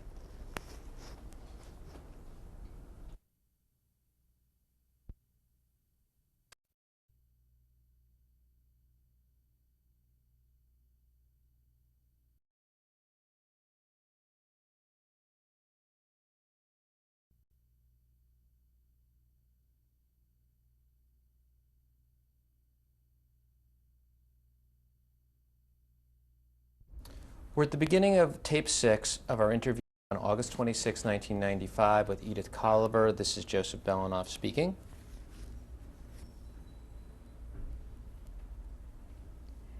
I think we're looking at pictures of my family. And this picture that's in front of us was taken very soon after we arrived in the United States, a year or two afterwards. And we were living in our house in Seacliff, and it was 3 generations of us. To the very left is my brother Harold, who is now a retiring professor at University of California in San Diego. He's a doctor. And then next to him is my grandmother, whom I adored. She's wearing a wig, a sheitel. She was a very religious person. And she never took her, I never saw her hair. She never took her wig off. And she was also a very curious person. On Shabbat, you're not supposed to do anything electrical, so she couldn't pick up the telephone. But she was a very curious person, and if the phone rang, she would say, "Edith, the phone's ringing." And if I wanted to tease her, I would say, "Yes, I hear it." But most of the time, I knew what she wanted, and I would pick it up. Then next to her is my younger brother, Ernie, who is a hematologist. He taught hematology for a number of years, and then he became the head of the Western blood bank system. And then below is myself. I was then about 17, a little bit more than 17. And then sitting above me, where she should be, is my mother. She was exactly 30 years older than I was. And when I got angry at her once, I said, "Mother, the trouble with you is you're an old mother." Well, I'm 30 years older than my daughter, my older daughter, so history has repeated itself. Then next to her is my father, whom I adored. He was a wise man and a very modest man. And there wasn't a soul in San Francisco who didn't love him. So that was, you know, a nice middle-class German family arriving in San Francisco and having rented or bought a house in Seacliff.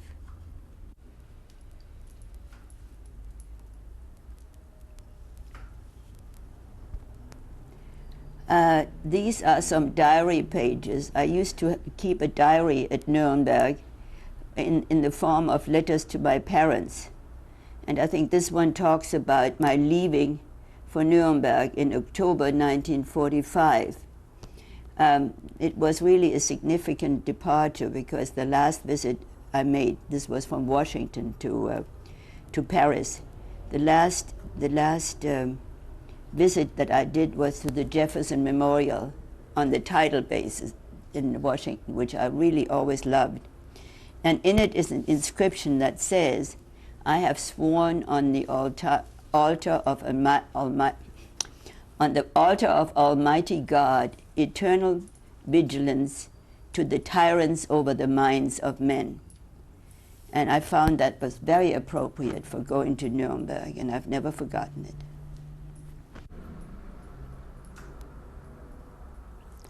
This is a picture taken on Mother's Day, 1999. The kids took me to a photo shop, Camera Works, and we sort of cut up and had fun. To the left is my daughter Susie, and I'm in the middle, and to the right is my daughter Sandy. And they like to deal in frames, so they put us in frames.